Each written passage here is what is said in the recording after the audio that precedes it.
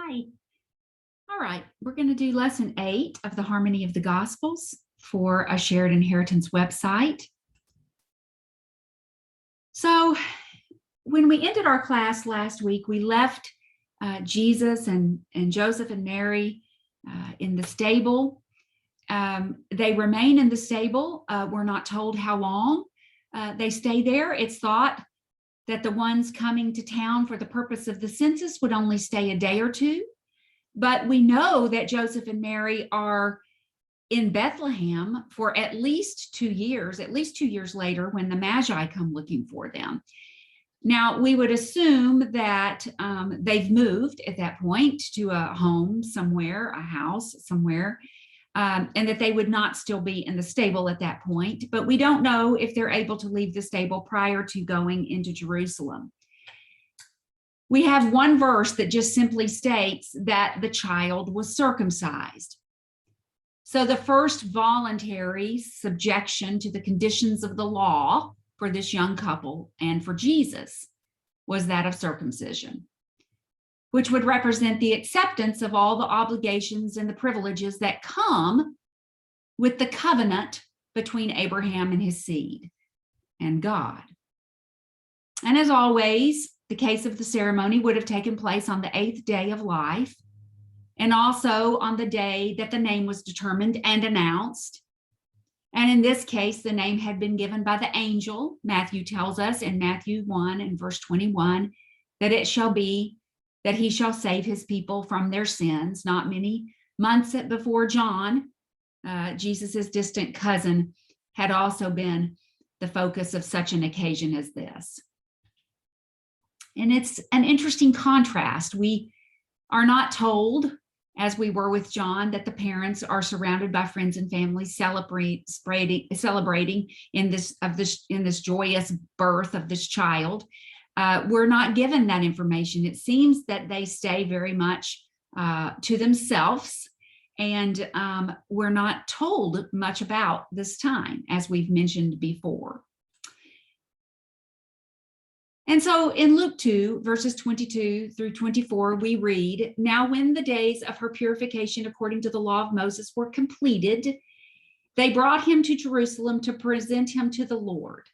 As it is written in the law of the Lord, every male who opens the womb shall be called holy to the Lord. And to offer a sacrifice according to what is said in the law of the Lord, a pair of turtle doves or 2 young pigeons." Actually, at the time of Jesus's birth, there were several processes that the parents of a newborn boy, particularly firstborn, would go through.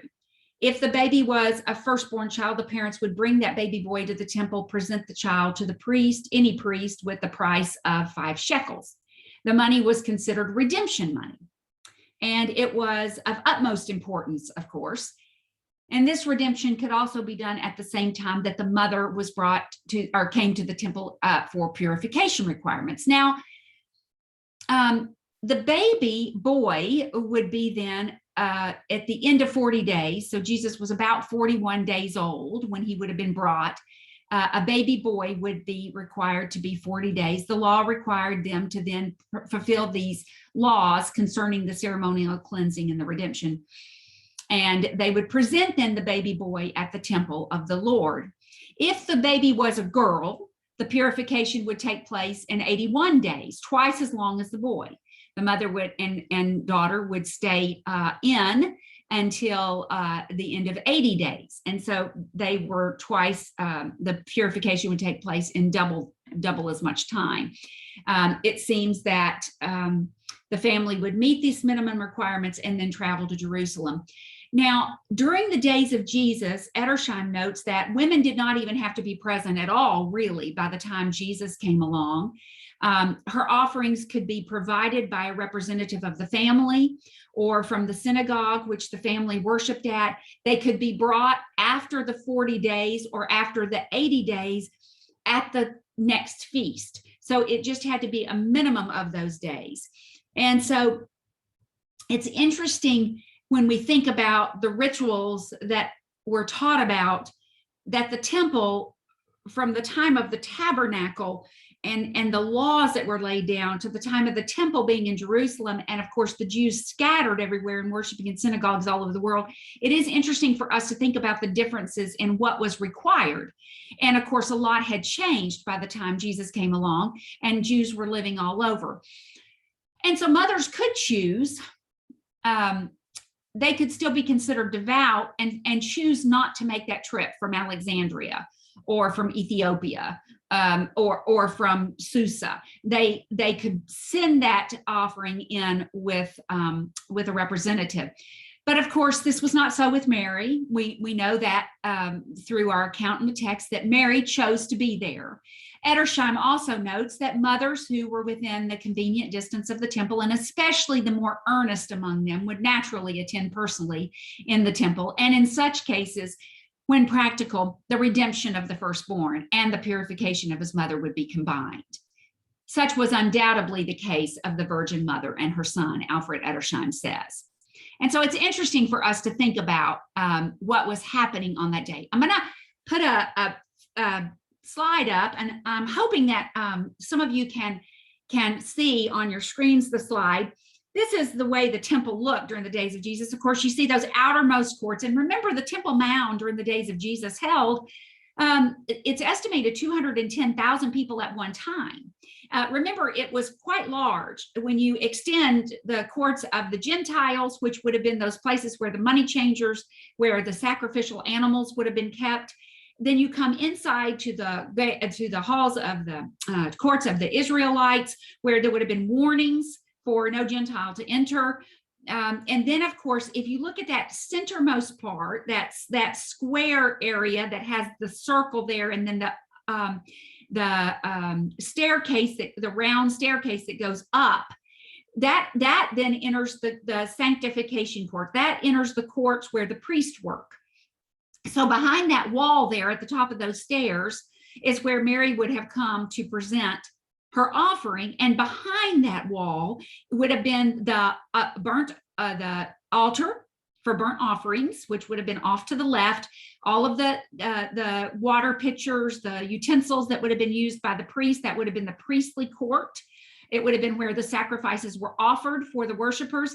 And of course, inside those that court on the outer courts there would have been the men, Israelite men, who would have been, of course, closer to the sacrificial processes. I'm going to read out of the Temple Book by Alfred Edersheim. If you love good study books for biblical studies, this is a tremendous book to have. You can tell I use it a lot. Alfred Edersheim was a Jewish historian who was converted to Christianity. He was believed in the Messiah, believed that Christ was who he said he was. And when he became a Christian and came out of Judaism, he was a historian, and he realized that Christians didn't understand Jewish processes and rituals and traditions and laws very well. So he's written many great books that I read, I love, and I would recommend. But let me just read from his book. As you look at the diagram, as you look at the picture that's on the screen, this is the temple of Herod in the days of Jesus. And Edersheim says after that, she was to offer for her purification a lamb of burnt, or a turtle dove, or a young pigeon for a sin offering in case of poverty, altogether only 2 turtle doves or 2 pigeons. We remember that the mother of Jesus availed herself of that provision for the poor when at the time she presented in the temple the royal babe, her firstborn son. On bringing her offering, she would enter the temple through the gate of the firstborn and stand in waiting at the gate of Nicanor. Now, the Nicanor gate, of course, is that gate up there at the top of that staircase.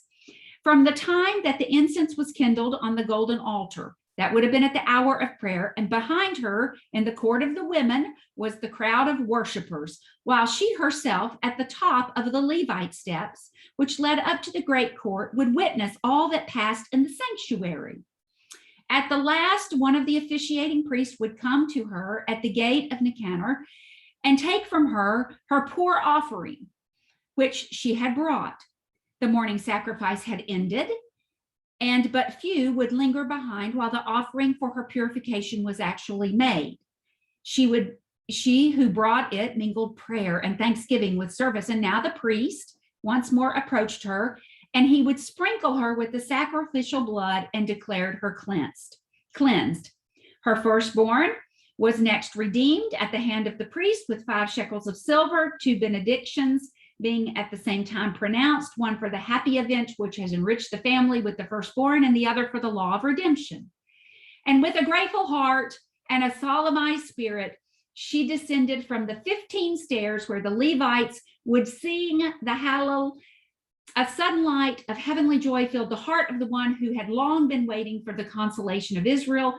If the Holy Spirit had revealed it to the just and devout Simeon, that he should not see death before the Lord Christ. And so this was on the day that the mother of Jesus came, and Simeon, his joy begins to overtake his heart. The Spirit moves him to know who this is.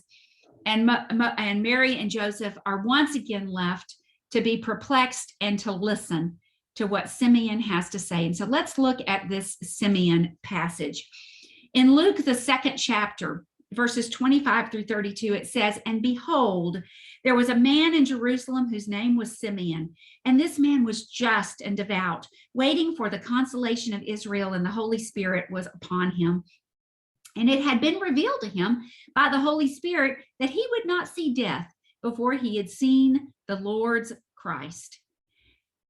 So he came by the Spirit into the temple, and when the parents brought in the child Jesus to do for him according to the custom of law, he took him up in his arms and he blessed God and he said, 'Lord, now you are letting your servant depart in peace according to your word, for my eyes have seen your salvation, which you have prepared before the face of all peoples, a light to bring revelation to the Gentiles and the glory of your people Israel.'"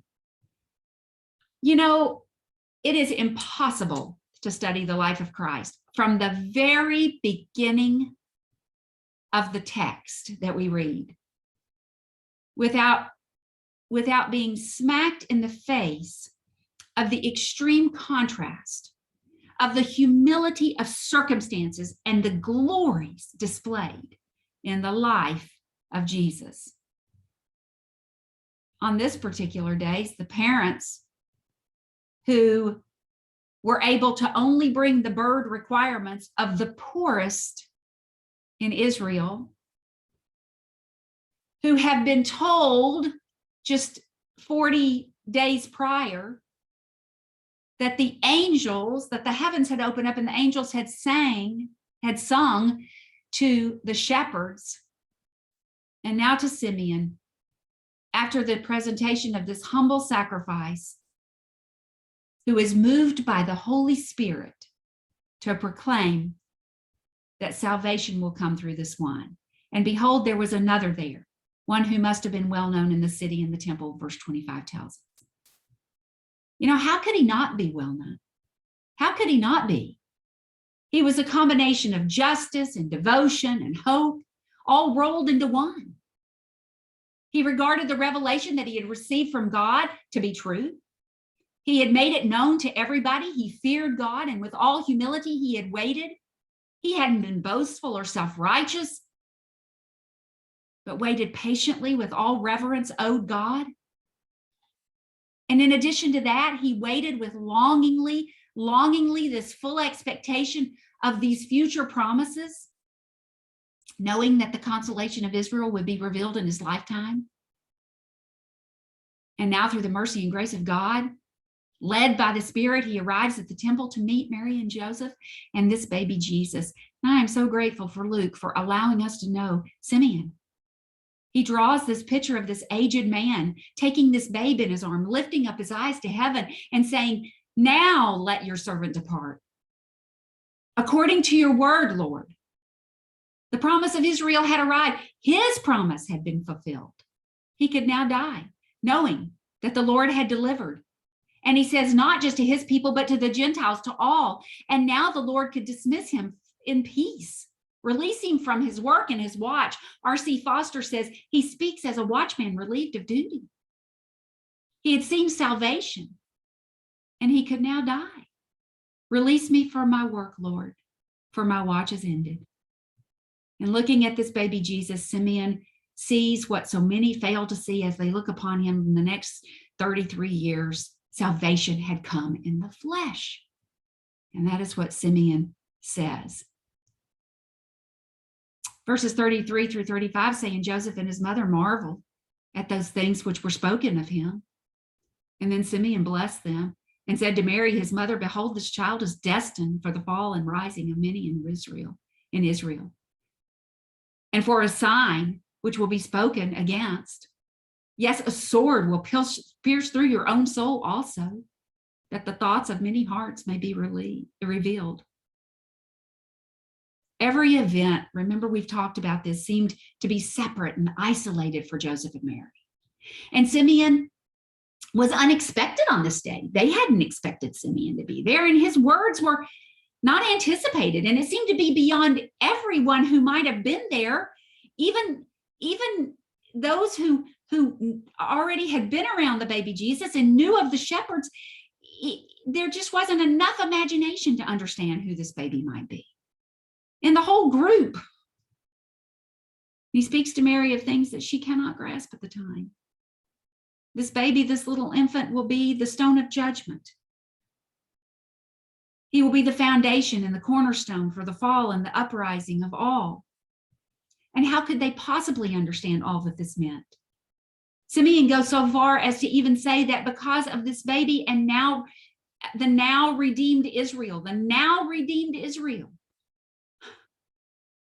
that there would be a sword of deep personal sorrow, which would pierce the heart of this sweet mother, as his life and his death would rent the hearts of even the leaders of Israel and would lay bare the thoughts and intentions of the very hearts of them as well.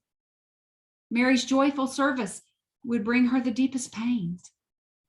What a powerful message for Simeon to give all of those who heard, everybody there on this day. This young couple had only come in on that morning with the others who were coming into the temple. They were all coming in together. They were just bringing these offerings and these sacrifices with a true spirit of honest and pure hearts. And they're only going to pause here at the words of Simeon long enough to wonder. And then they have to rely on their memory later on another day when the sorrow would be so great. You know, our memories are common in this way. We've talked a little bit about this. Events in our own lives and the lives of our children are very similar. And that is why we hang on to, like we've said, programs and menus, so that one day when the day is faded or even forgotten, and we can't even remember it, we're able to remember it by the words on a piece of paper or a picture or a letter. God didn't have to go to great lengths to find a righteous couple who could forget after each event and wonder. It's the natural state of men and women to do that very thing. And as we've said over and over and over again, it was absolutely necessary for Jesus to experience life in the flesh, for his parents to be as capable of that as possible, because they needed for him to experience the flesh the way the flesh experiences the flesh.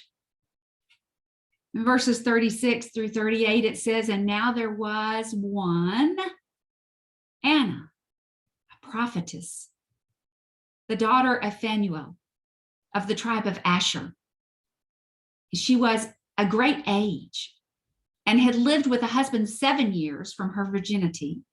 And this woman was a widow of about 84 years, who did not depart from the temple, but served God with fasting and prayers night and day.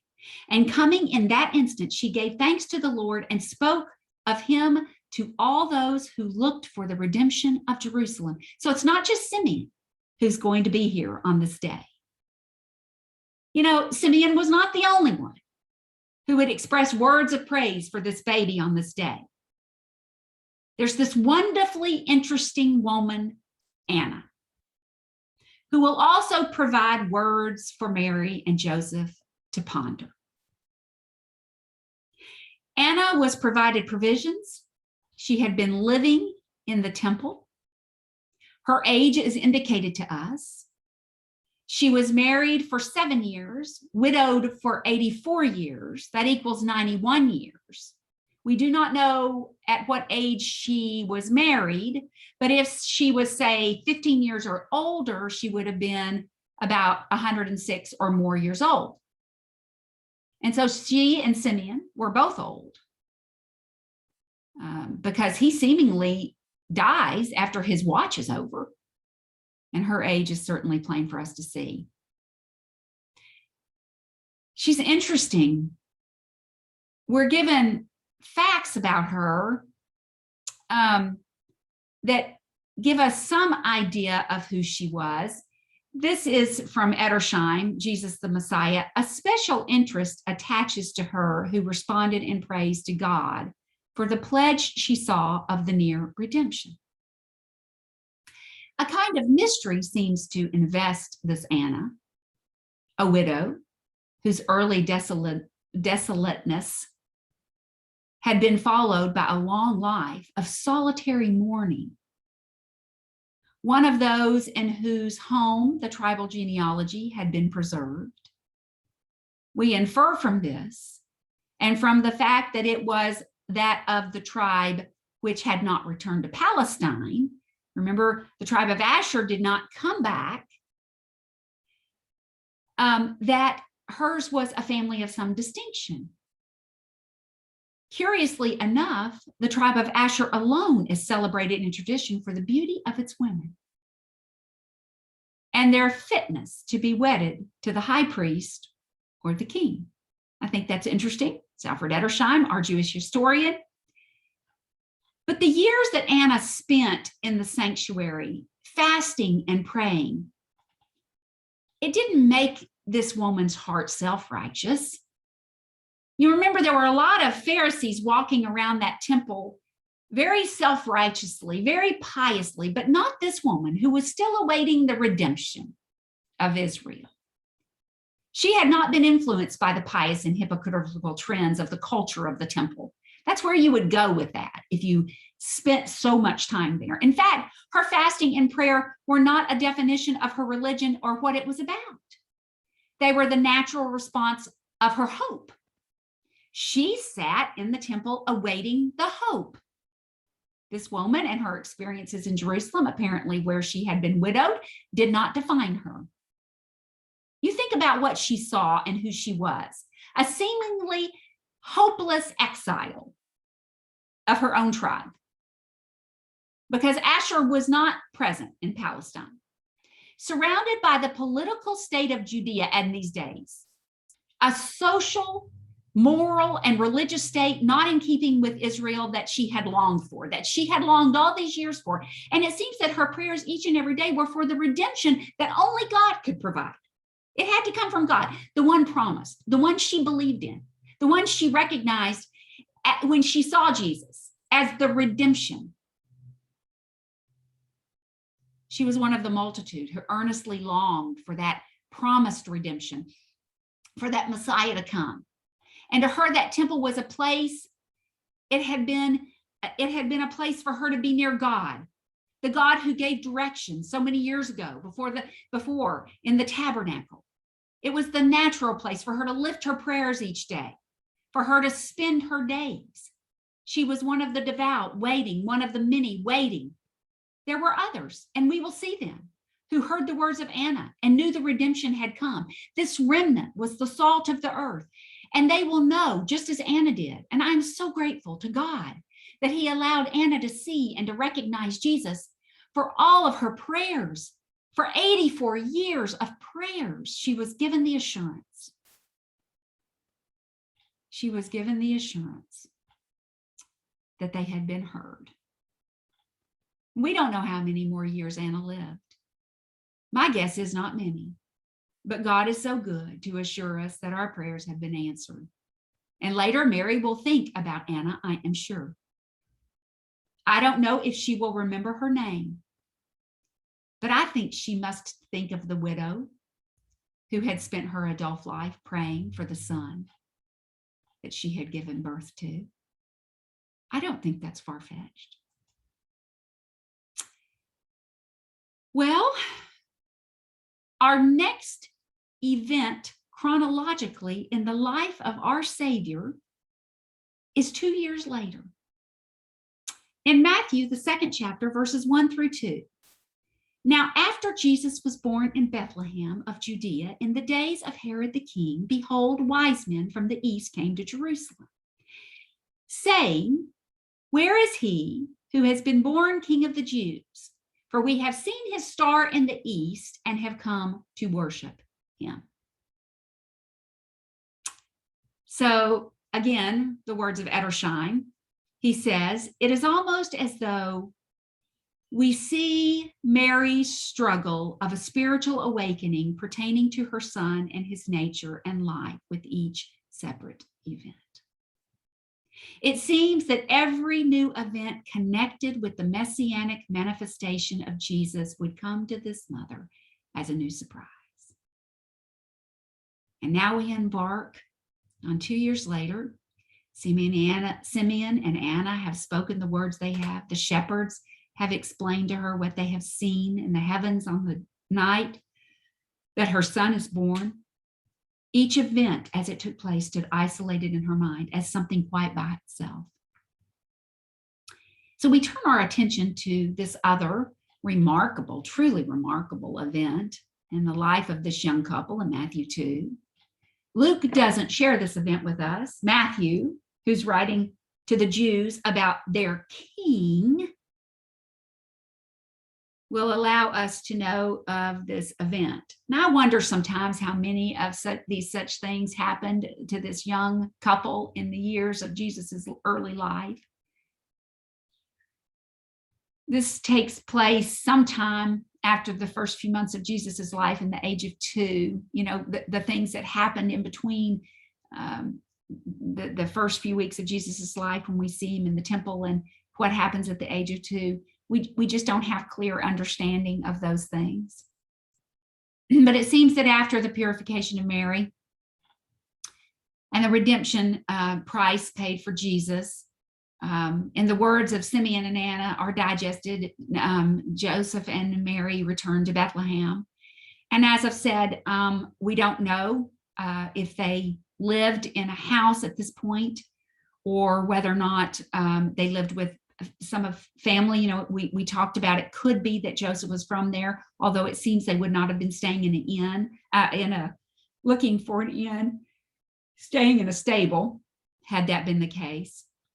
My guess is they've gotten a little home and they've, got an infant child, a toddler child now.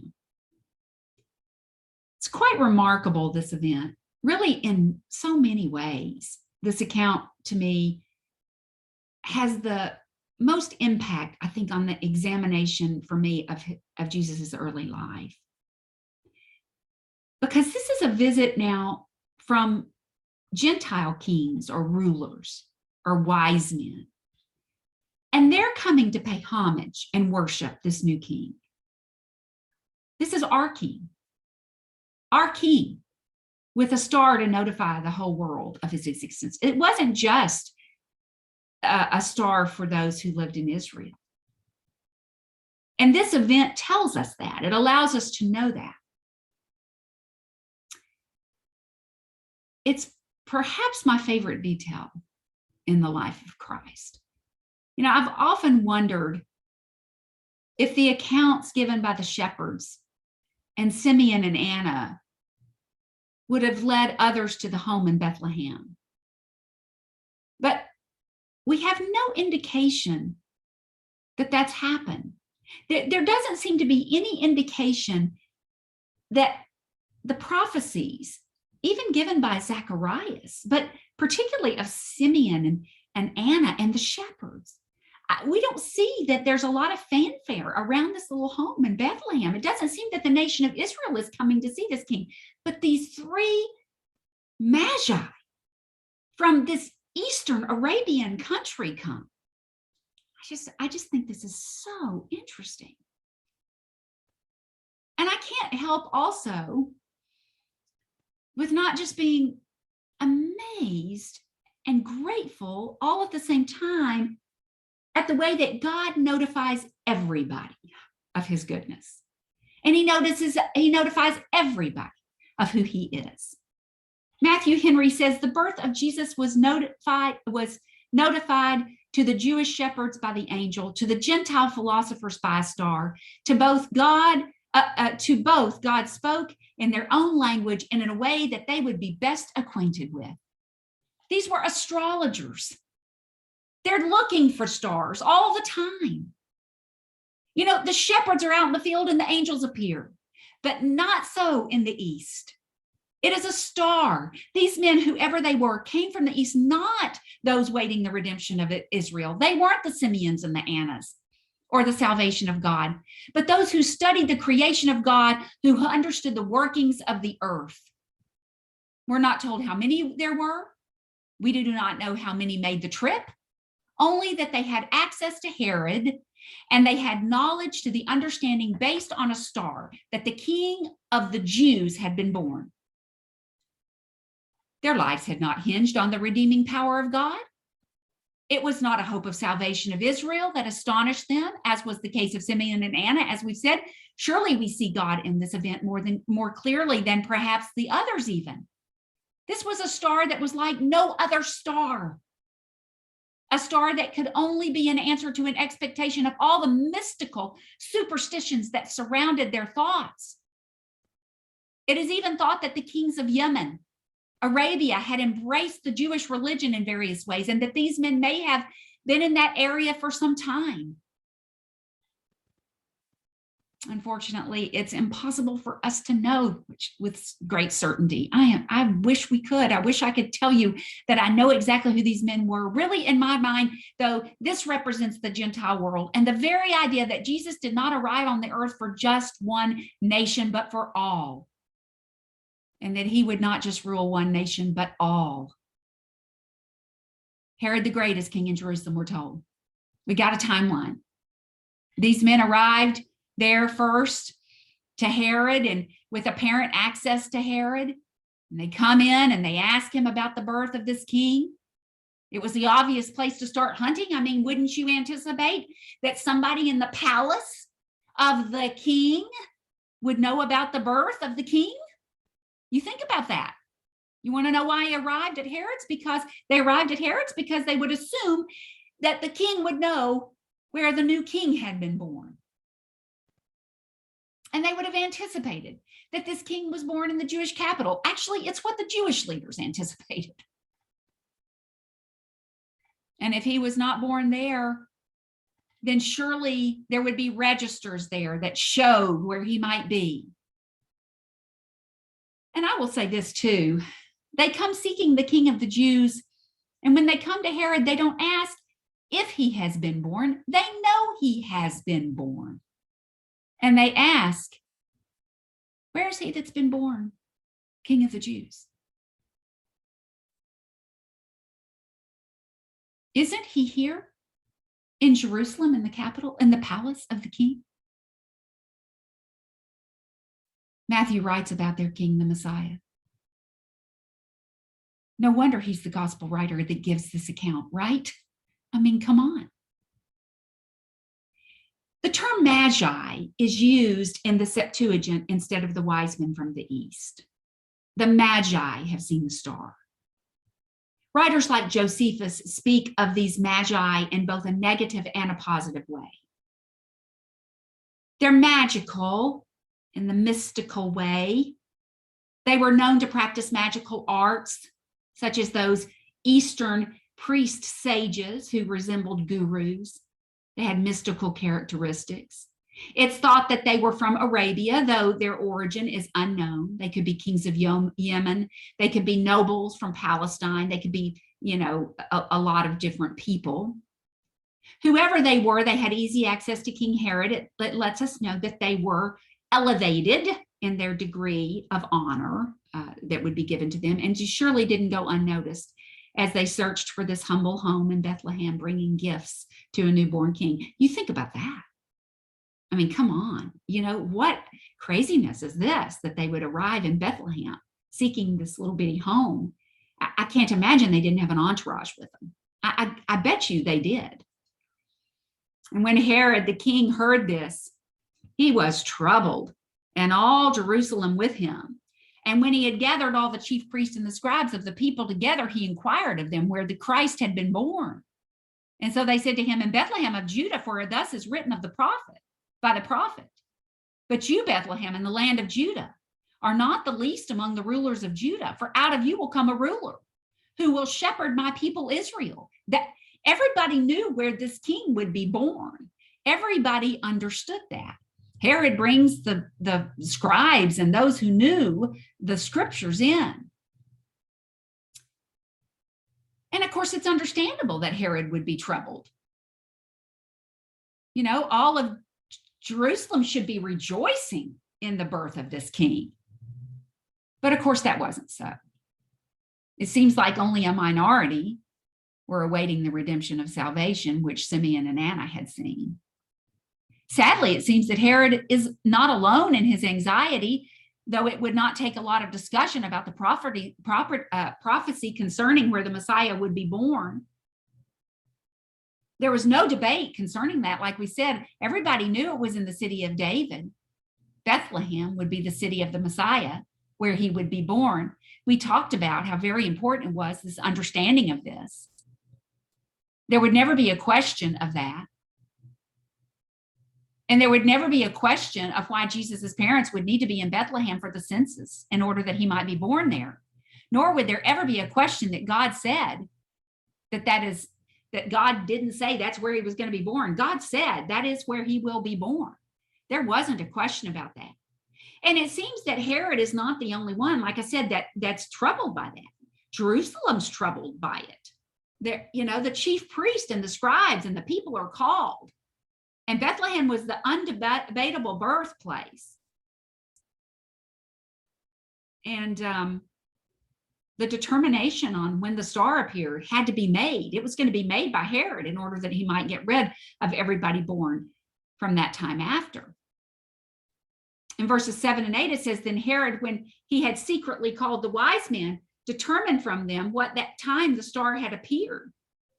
It is interesting that the Jews don't seem to know when the star had appeared, but the wise men are questioned about when they actually saw this remarkable star that was like no other. And so Herod asked them, when had they seen this star? And he sent them to Bethlehem and he said, go and search carefully for the young child, and when you have found him, bring him back to me that I may come and worship him also. So this little baby is a threat to this awful and selfish man. I don't even like to call him a king because he's not even a rightful king of the Jews, is he? He's an old man. He's reigned at this point for 35 years. He is jealous. He's consumed by a toddler. At best, it's a toddler who certainly will not pose a threat to him in his lifetime, will he? And he will have nothing less than his blood. He cannot stand to think of a successor, even if it be of God. And so we see this cunning display here as he begins to lay out this plan. Though we are told he does not admit he's petty and he's selfish and he's jealous, he privately and secretly withholds. You know, what an embarrassment would have been for him to admit to these men of the East that he was worried about this little one. And he learns from these men when the star appeared, and he sends them off to Bethlehem to find the baby. These Gentile Magi, these Gentile wise men, he sends them to find the king of the Jews to bring him back to him so that he can worship this one who's been born, is what he tells them. It is an interesting point in the story. Bethlehem is only 6 miles from Jerusalem. My guess is that he would not display this jealousy and weakness to those in his own service. He could have sent an army down to Bethlehem, but he didn't want those within his own palace and his own army regimes to know that he was worried about this. So he sends these Gentiles to do his bidding for him. We know from verse 16 that the wise men must have told Herod that the star appeared approximately 2 years before their arrival, because Herod begins immediately to ensure that this child's going to die. And so we know that the wise men tell him when the star appeared, and anybody 2 years and under would be caught in the fray of that. So whenever it was at least, it was no longer than 2 years prior. Verses 9 and 10 say, when they heard the king, they departed, and behold, the star which they had seen in the east went before them, till it came and stood over where the child was. And when they saw the star, they rejoiced with exceedingly great joy. You know, don't you think it's fascinating that no one from the court, nobody from the palace, nobody from Jerusalem accompanies these men to see their king? I'm appalled to think that not one person who heard of these men's search wanted to go along with them. It doesn't indicate that anybody was with them. It doesn't seem anybody was there. And it's not that his own kinsmen, want to find this toddler. I think it's just fascinating. Nobody in his own nation follow these men. These men from afar, from a great distance, unthreatened, undeterred, are going to find this king that's been born. They're not stopped or even stunted by Herod's reservation. They are resolved to find the source of this star. For there can be no question to them that he will be great. And to their own surprise and joy, upon leaving Jerusalem, the same star that they had seen before will appear again. And it seems they had not lately seen the star, and the scriptures imply that the appearance of the star begins, that when the appearance of the star comes and they begin to see it, that it brings rejoicing and joy on their part. How graciously God will direct these men, giving them a source to provide understanding and guidance. And we are told that it will stand over the child until they get there. What a wondrous thing. They had been so deceived. I wonder if they had thought that perhaps there was nothing to this when even Herod and those in the court did not know that the king had been born. Maybe they thought that they had been deceived. But no, the star assures them, you're not deceived. He's right here. And God will assure them, no, it's true. And the star is about the king. And they knew it. And they were sure of it. And this is the confirmation that this was a very special king indeed, even if the nation did not seem aware of it. These men were not deterred. They knew. In verse 11, and when they had come into the house, they saw the young child and Mary his mother, and they fell down and they worshiped him. And when they had opened their treasures, they presented gifts to him, gold, frankincense, and myrrh. It appears from Matthew's account that this family was in a house, like we said. A home had been found. We don't know exactly what that means, whether it was a home of, like I said, a home of a relative or their own little house. We're told that it's this house that the star appears above. And it's hard to imagine what kind of a house what this kind of a house must have looked like to these men. After all, in their minds, surely the one who was the reason for the star must have been royalty. I just think about these men appearing at this house, whether it was theirs or relative's home or what it was like, and thinking, seriously, this is it? This is where the king of Israel, the reason for this star that we've never seen anything like. But we're told that they see Mary and the baby in the house, and they do not question his identity. They do not ask, is this the one? They don't question, but just as Simeon and Anna, they know. And the natural response is that they fall down and they worship him. I think it's interesting that we do not read that they, that we don't read that they did not, that they did this to Herod. We don't read anything about them falling down and worshiping Herod when they come into Herod. Now they may have, but we don't read anything about that. We only read of the emotion taking them over when they see this child with his mother. They fall down and they worship him, because he's not just a king. He is God. And these Gentile kings and rulers, wise men, in their actions spoke to Matthew's readers, who may question the kingship. He was not only king of all, but he is God of all. There were two things recorded about this visit. The first thing is that they worshiped him. They fell down and they worshiped the child. And the second is that they brought gifts of gold, frankincense, and myrrh. Those are really the only two details. The gifts are interesting. Myrrh would have been a strange gift for Jesus. It was associated with mourning. I haven't done my Song of Solomon classes on this website. I'm going to. But in Song of Solomon, when the Shulamite woman believes that her beloved has left her and has gone off, and she has lost the opportunity to open the door for him, her hands are dripping with myrrh. It is a oil of sadness. It is a fragrance of sadness. And it seems that these three gifts represent their country. And the presentation was, even as in our own days, an expression of honor and respect from the country of the newfound king.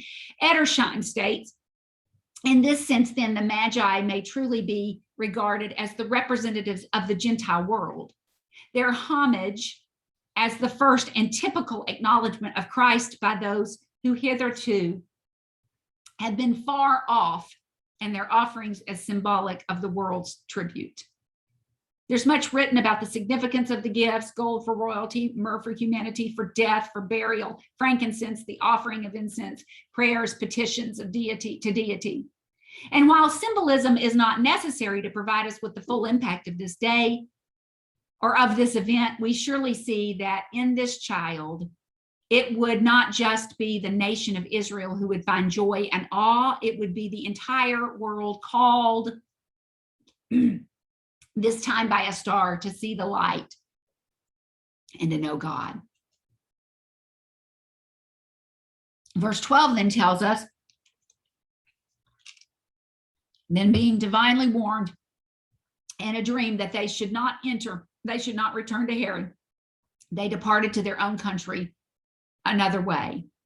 We don't know how long the men stay in Bethlehem. It's possible they simply bring the gifts, they worship Jesus, and they leave. However, it seems that they rest at least for a matter of hours, because there's a dream here. And so somebody's dreaming something and it will direct them on their way from here. God doesn't allow these Magi to be instruments of the evil king. It would certainly not have be that the baby Jesus would be killed at this time by this king. God has a plan, and it's not going to be circumvented. He warns these men in a dream that they should not return to Herod.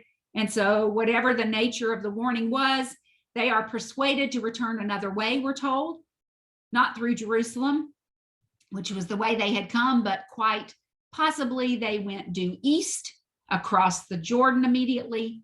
Whatever the path, it would not have been expected by Herod, who would have thought that the men would come back through Jerusalem. And so they leave. And of course, it was not only the Magi who are warned to avoid Herod.